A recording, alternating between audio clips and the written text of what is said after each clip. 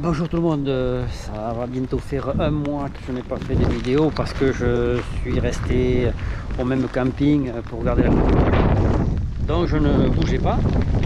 Et là, comme le soleil tombe en morceaux, je me suis dit, je vais faire une vidéo déjà pour donner de mes nouvelles et pour voir que oui, au Maroc il pleut aussi. Là, depuis ce matin, ça n'arrête pas. Ils ont promis ça pour pendant 2-3 jours.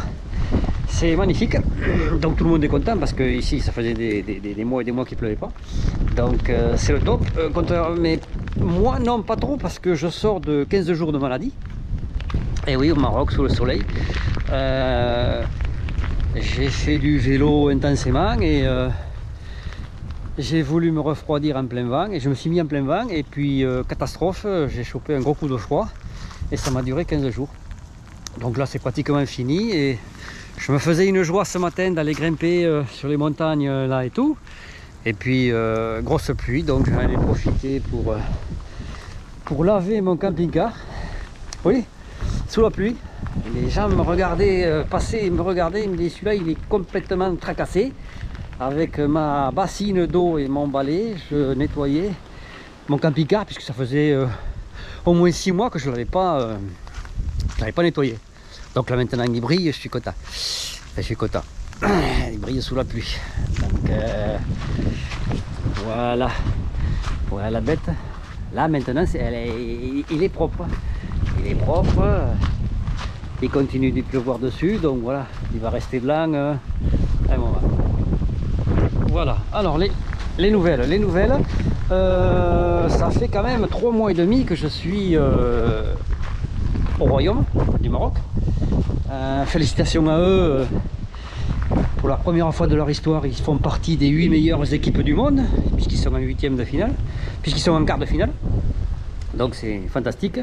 Mais ici ça a été calme, pas un klaxon, pas un cri de joie, rien, franchement, morne pleine. Donc, oui, alors, aussi quelques précisions, tant que j'y pense, pour les camping-caristes qui viendraient au Maroc, pensez à vous munir d'un stock important de liquide bleu ou de liquide pour les toilettes, genre Aquachem ou autre chose, parce que c'est la croix et la bannière pour en trouver.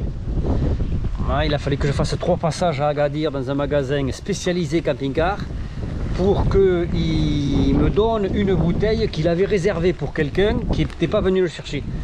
Donc prenez vos précautions, venez au Maroc avec un stock de liquide bleu pour les cassettes, pour les toilettes.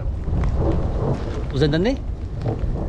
On a des éclairs, du tonnerre, je me crois en France, c'est un truc de fou. Mais enfin bon, je suis encore en short et claquettes, je vous parle, je suis bon, d'accord, mais j'ai short et claquettes quand même, donc il fait vraiment pas froid. Donc la deuxième chose que je voulais vous dire, oui, pour ceux qui voudraient rester 3 mois de plus au Maroc, il faut faire la demande de prolongation de 90 jours sur le sol marocain.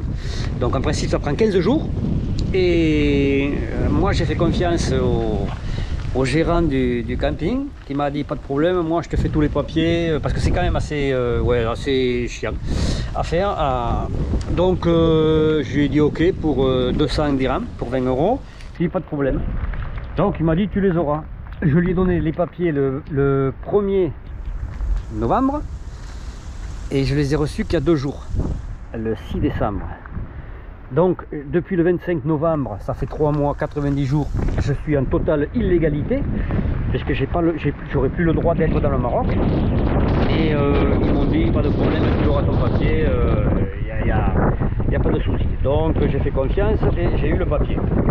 Donc à la fin de la vidéo, je vous mettrai la liste de ce qu'il faut pour faire la demande. Comme ça, il y a plein de papiers que vous pourrez faire en France avant de venir, au Maroc. Voilà. Et je voulais vous dire une troisième chose, ça y est, je me la suis mangée. Bon, je sais que ça va faire plaisir à certains, comme pour pas le nommer Nico, qui me voit sous la pluie, puisqu'à chaque fois il me traite d'enfoiré, que je suis au soleil, au bord de l'eau et tout. Bon, ben là aujourd'hui, enfin pendant 2 jours, je pense que je vais manger de la pluie. Mais c'est pas grave.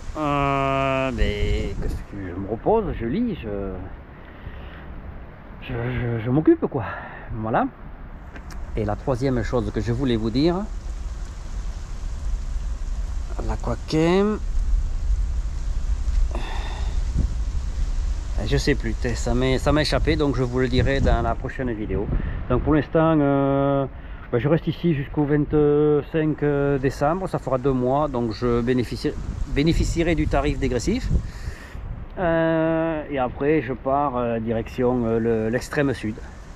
Voilà, sous le soleil, j'espère, et la chaleur. Voilà, à bientôt.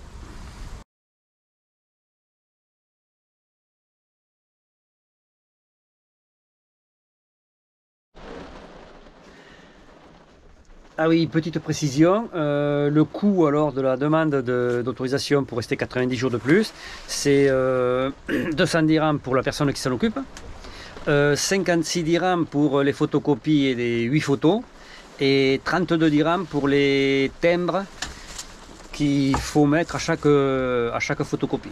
Voilà, voilà le coût de la demande. Voilà. Je crois que c'est tout. Plus.